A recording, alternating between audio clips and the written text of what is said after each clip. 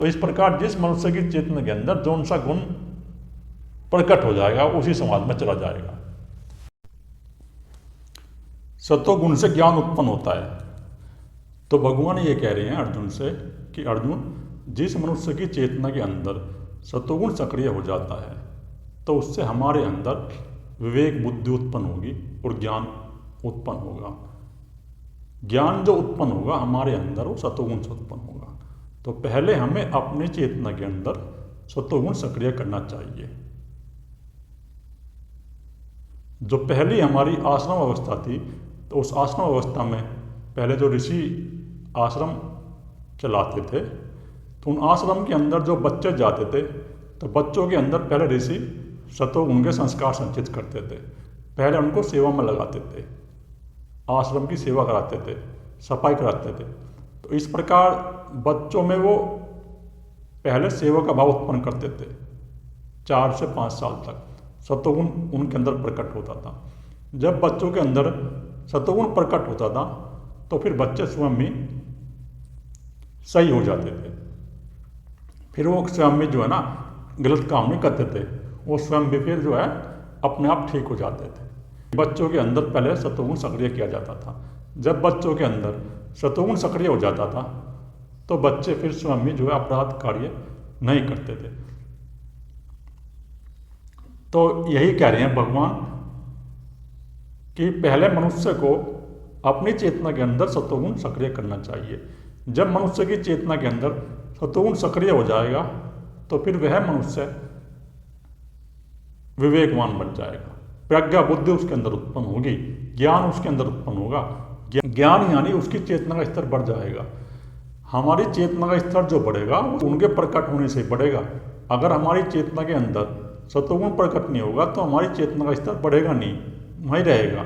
अगर हमारे अंदर रजोगुण है और तमोगुण है तो चाहे हम कितना भी ज्ञान अपनी बुद्धि में इकट्ठा कर लें, कितना ही आध्यात्मिक मार्ग में चलने का प्रयत्न करें, हम आध्यात्मिक मार्ग में विफल होंगे, बार बार गिरेंगे। आध्यात्मिक मार्ग में वही चलेगा जिसके अंदर सत्वगुण प्रकट हो जाएगा पूरी तरह से, वो ही इस मार्ग में जो है ना सफल होगा। भगवान यही कह रहे हैं कि सत्वगुण से ज्ञान उत्पन्न होता है, सत्वगुण से ज्ञान प्राप्त होता है, रजोगुण से या तमोगुण से ज्ञान प्राप्त नहीं होता। तो पहले हमें अपने मन के अंदर, अपनी चेतना के अंदर सत्वगुण प्रकट करना पड़ेगा। जब हमारे मन और चेतना के अंदर सत्वगुण प्रकट हो जाएगा तो फिर ज्ञान को हम उपलब्ध हो जाएंगे। और रजोगुण से निसंदेह लोभ तथा तमोगुण से प्रमाद, और रजोगुण से लोभ उत्पन्न होता है। तो लोभ, प्रत्येक वस्तु का मन के अंदर लोभ उत्पन्न होगा। तो जिस मनुष्य की चेतना के अंदर रजोगुण रहेगा तो रजोगुण वाले जो मनुष्य है ना उनके अंदर लोभ उत्पन्न होता रहता है। लोभ उनके अंदर इस प्रकार उत्पन्न होता है कि वो संसार की वस्तुओं को इकट्ठा करने में लगे रहते हैं। जो संसार की अनित्य वस्तुएं हैं, जो नष्ट होने वाली वस्तुएं हैं, वे उन्हीं के पीछे लगे रहते हैं। पैसा इकट्ठा करने में लगे रहते हैं, बैंक बैलेंस बढ़ाने में लगे रहते हैं, प्रॉपर्टी खरीदने में लगे रहेंगे, जमीन खरीदने में लगे रहेंगे। एक मकान में तृप्त नहीं होने के 2 मकान खरीदेंगे, 4 मकान खरीदेंगे, 10 प्लॉट खरीदेंगे, 20 प्लॉट खरीदेंगे और जमीन पर जमीन खरीदते जाएंगे। तो जो इस प्रकार का जो कार्य करते हैं वो वही करते हैं अर्जुन, जिनके अंदर रजोगुण उत्पन्न हो गया पूरी तरह से, जिनके अंदर रजोगुण की वृत्ति बढ़ गई है। और जिस मनुष्य की चेतना के अंदर रजोगुण की वृत्ति बढ़ेगी तो फिर वह मनुष्य इस संसार में आसक्त रहेगा। लोभ उसके अंदर निरंतर प्रकट होता रहेगा। लोभ की जो वृत्ति है उनके अंदर ये बढ़ती रहेगी, ये कम नहीं होगी, ये बढ़ती रहेगी जो रजोगुण वाले मनुष्य हैं। तो रजोगुण वाले मनुष्य ही संसार में आसक्त होकर कर्म करते हैं और इस संसार में लिप्त रहते हैं। जिस मनुष्य की चेतना के अंदर रजोगुण सक्रिय हो जाता है तो उसके अंदर निरंतर लोभ का चिंतन चलता है, निरंतर धन को प्राप्त करने की इच्छा चलती है, चाहे वो किसी प्रकार का धन हो, चाहे वो जमीन का धन हो, चाहे वो सोना चांदी हो। प्रकार का रजोगुण वाला मनुष्य कर्म करता है और कर्म करने में, धन की प्राप्ति करने में वो रात दिन लगा रहता है, उसको सुख चैन नहीं मिलता।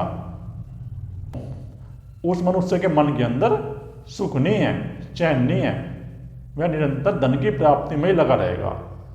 और वो धार्मिक कार्य भी करेगा तो धार्मिक कार्य भी इस प्रकार करेगा कि मुझे धन की प्राप्ति हो जाए, अगर मेरी नौकरी लग जाए तो मैं भगवान का जागरण कराऊंगा।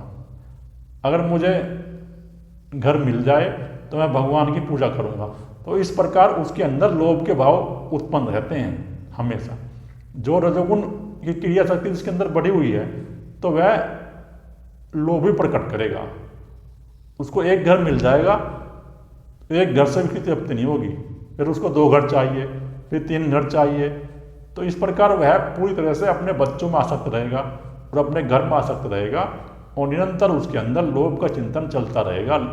लोभ की भावना प्रकट होती रहेगी जिस मनुष्य के अंदर रजोगुण बढ़िया है, जिस मनुष्य के अंदर सत्वगुण नहीं है।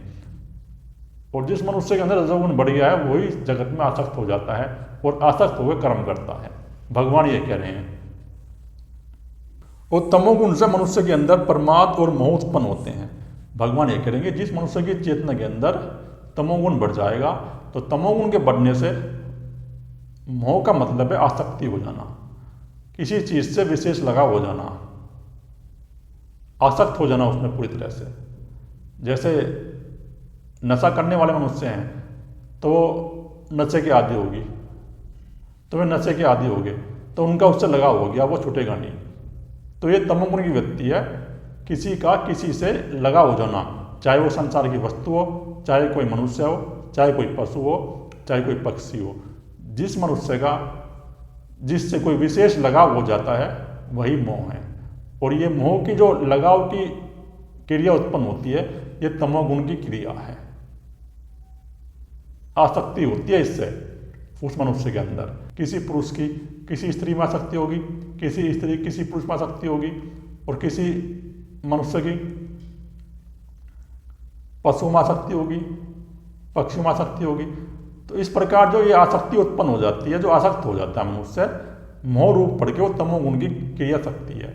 इस तमोगुण की क्रिया शक्ति से वह आसक्त हो जाएगा और प्रमाद में रहेगा। वो प्रमाद उसके अंदर छाया रहेगा। उसके अंदर ये भावना रहेगी कि मैं कुछ कार्य ना करूं, वह कुछ कर्म नहीं करेगा। फिर जिस मनुष्य की चेतना के अंदर तमोगुण बढ़ जाएगा, जैसे कुछ मनुष्य हैं, कुछ मनुष्य काम नहीं करना चाहते हैं, जिस मनुष्य की चेतना के अंदर तमोगुण बढ़ गया तो वो आलस्य में रहेगा और अज्ञान उत्पन्न होता है। और मनुष्य की चेतना के अंदर तमोगुण से अज्ञान बढ़ता है, चाहे उसने कितनी किताब पढ़ रखी हो और किताब पढ़ के ज्ञान इकट्ठा कर रखा हो, लेकिन कुछ नहीं होगा। वो जो आपराधिक कार्य करने की शक्ति है, तमोगुण की क्रिया शक्ति है, उससे कर्म कराएगी, उसको गुलाम बना लेगी। वो पढ़ाई लिखाई से कुछ काम नहीं आने वाली। तो भगवान यही करेंगे, तमोगुण से अज्ञान उत्पन्न होता है और जड़ता उत्पन्न होती है। मनुष्य इस संसार में आसक्त हो जाता है पूरी तरह से। जिस मनुष्य की चेतना के अंदर तमोगुण बढ़ गया वो संसार में आसक्त हो जाएगा। उसके अंदर 1% विवेक बुद्धि नहीं होगी, प्रज्ञा बुद्धि उत्पन्न नहीं होगी। उसको कोई जैसा कह देगा ऐसा ही करने लगेगा वो। ओम श्री वासुदेवाय नमः। जय श्री कृष्ण। ओम गुरुवे नमः। श्री गुरुवे नमः।